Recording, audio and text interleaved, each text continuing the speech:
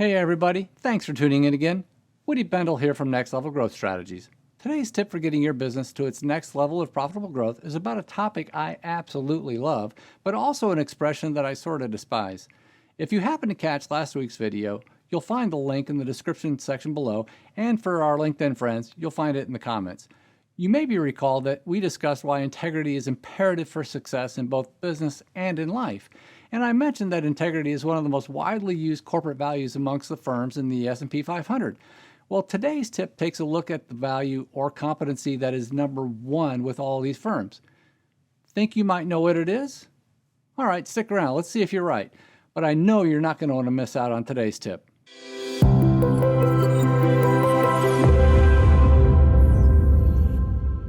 Okay, welcome back everyone. Let's jump right on in. I can't tell you how many times each week I hear someone use an expression that drives me a little nutty.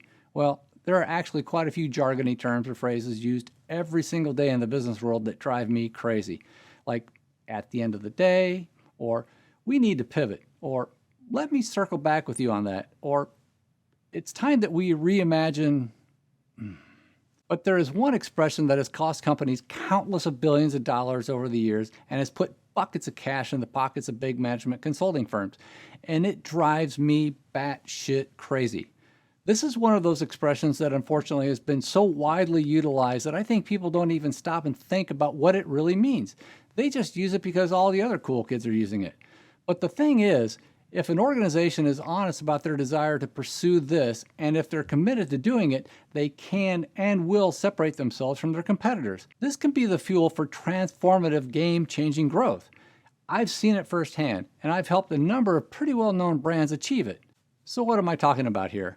If you recall back in the intro, I mentioned something that is the most widely used corporate value amongst S&P 500 companies. And that value is innovation or innovativeness. Now, I love innovation. I mean, it truly gives me goosebumps. There's nothing more cool than bringing a novel idea to the market and having it make a difference in people's lives and for your organization. I mean, that first time you hand a prototype to someone and hear something like, wow, this is awesome.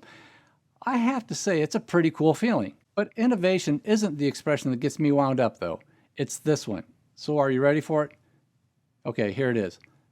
Best practices. Ugh. Now, don't get me wrong. I have nothing against actual best practices. I mean, what could be wrong with being the best at something?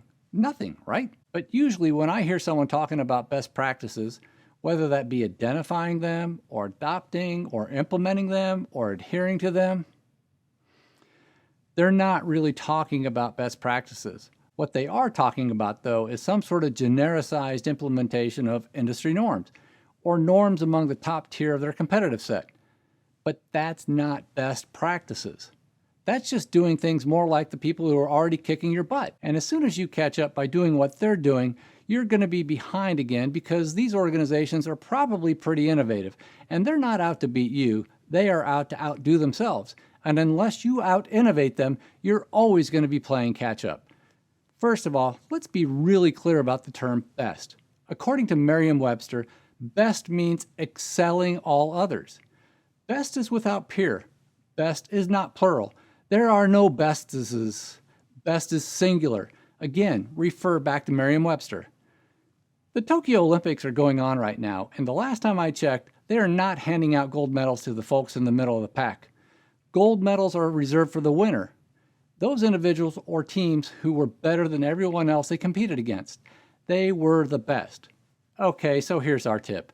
If your organization is like 80% of the firms that make up the S&P 500 and you have innovation or innovativeness as one of your core values, that's awesome because innovation is the fuel of growth and innovation is the thing that is going to make the future better for all of us. But to be clear, innovation is not about doing things the way others do them. Innovation is about doing things in unique and novel ways. It's about being different. Innovation is about providing a solution to a problem that's not been solved by anyone else. And it's about solving a problem that needs to be solved. And by doing this, innovation creates value. It creates value for your customers, it creates value for your organization, and it can create value for society. If you are pursuing best practices, this means that you are trying to innovate some aspect of your business in a way that will create a competitive advantage and create new value. Remember, Best is singular. Best is without peer. Best means excelling all others. Commit to being the best. Be innovative.